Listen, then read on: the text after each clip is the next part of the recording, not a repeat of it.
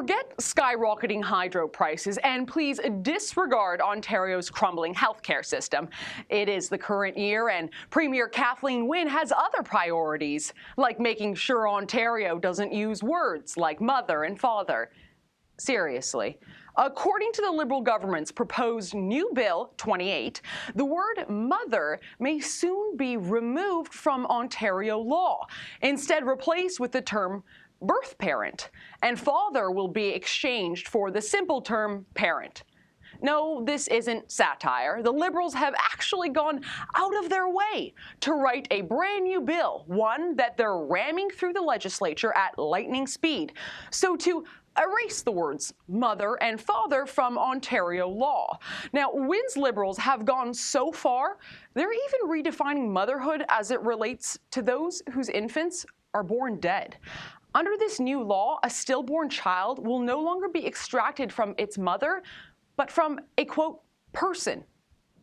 Just some person delivering a stillborn baby, not a mother.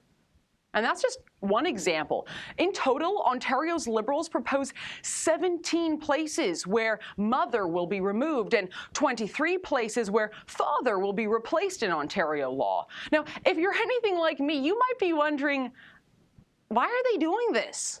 Well, according to the Premier's spokesperson, the purpose of the so-called bill, All Families Are Equal Act, is to ensure that all kids are treated equally by recognizing the legal status of their parents, no matter if their parents are LGBTQ2+ or straight, and no matter if they were conceived with the help of a doctor.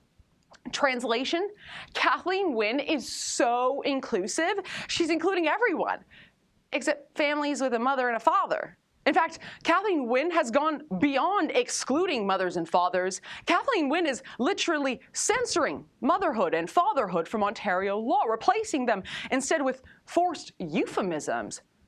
Is it just me, or is this Ontario law a proposed solution to a problem that doesn't really exist? I mean, has it really gotten so bad for so-called modern families that we have to undo, discredit, and censor ordinary family structures that have existed since the dawn of time?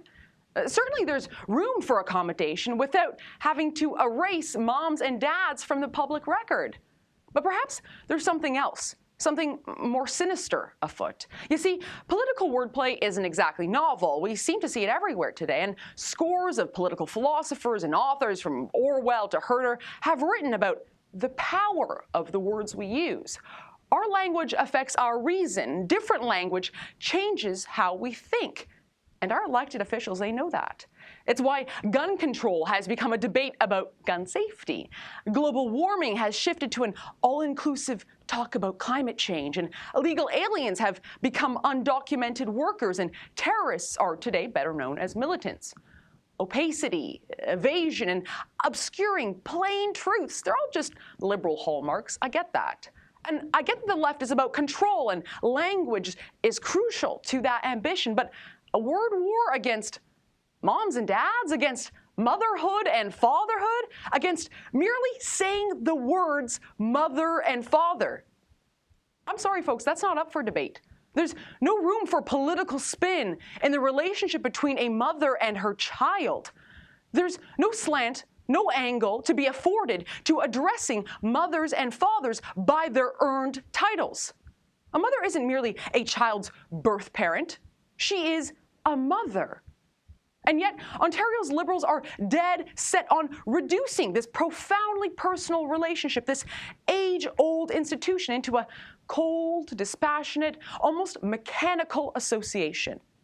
This new law isn't about inclusion, it's about exclusion. It's about linguistic perversion. It's about the creeping destruction of our society's oldest institutions, motherhood and fatherhood. It is an attack on the very words mother and father. Well, I, for one, am not about to stand here silently as this proposed bill becomes law. If you agree that the All Families Are Equal Act is decidedly unequal to traditional families, I want you to sign our petition at SaveMomAndDad.ca, and I will hand-deliver that very petition to Kathleen Wynne at her office at Queen's Park. And I actually want to take it one step further.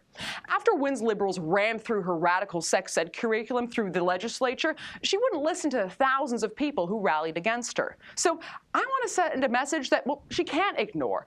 I want to put a billboard right outside of her office, one that makes our stance clear. We will not stand idly by as she rewrites our laws and plays politics with our nation's most sacrosanct institutions. Moms and dads matter, and we will not be told that standing up for them is somehow intolerant or bigoted. If you care about this issue as much as I do, if you want laws that reflect your family to remain on Ontario's books, help us build a billboard in support of moms and dads. After you sign our petition, click Donate and have your voice heard. Join me in telling Queen's Park that you stand with moms and dads and stand against the nanny state's attempt to redefine parenthood. For the Rebel.media, I'm Faith Goldy. Like what you just saw? Well, click below and subscribe to our YouTube channel for more news you can use from more hosts at the Rebel.media.